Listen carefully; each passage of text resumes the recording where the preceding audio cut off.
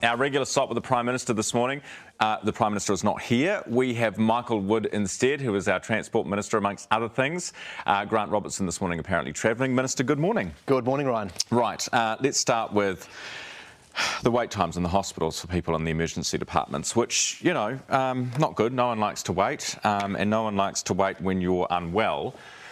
Are you sure you've got all your immigration settings right for getting the right people here? Yeah, look, we know it's very challenging times in the health system at the moment. There has been a small increase in ED wait times since last year, and we have those pressures of seasonal flu and COVID coming in at the moment. So firstly, a huge thanks to everyone who's doing that incredibly important work.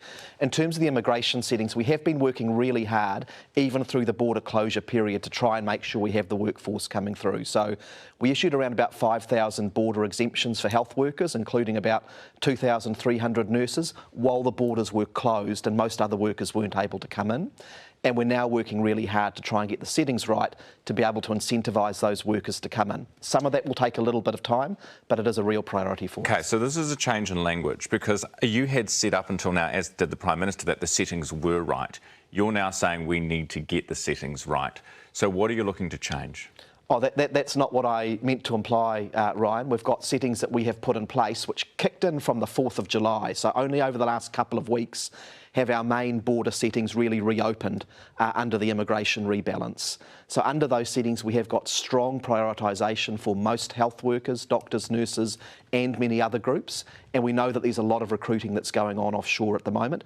I'm keeping a very close eye on that to make sure that the settings are getting us to where we need to, because we know that if we want to deal with those issues in the health workforce, we do need to have people coming in from offshore. But at the same time, we've got to be training over here. That has been the failure in past years, that there wasn't enough training of domestic workers going on. We're trying to do both of those things. Okay, because, you know, I mean, we've talked about this. I've talked about this with the Prime Minister. I've spoken about this with you before. But when you have Health New Zealand, which is the agency you set up to advise you on health issues, when you have all of the unions, when you have the surgeons, when you have the GPs, pretty much you will not find somebody in the health sector who doesn't think that nurses should be on that fast track so they get residency immediately. What do you have to lose by changing the rule? I think we've just got to be really clear about what the distinction is here.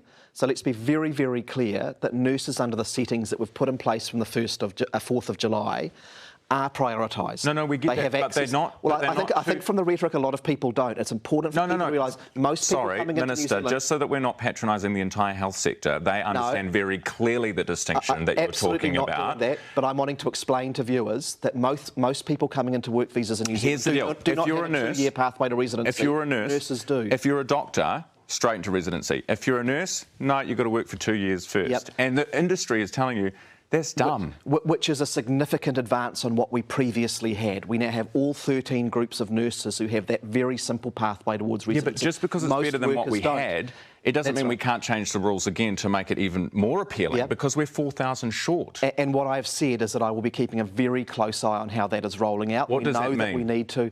How close, and when is your timeline? Will you say after 2 years I might change something? Or will you say if we don't recruit 1,000 nurses in the first 6 months, then I'm going to change those rules? I'm keeping in close touch with people in the health sector week by week at the moment to make sure that the settings are working as intended.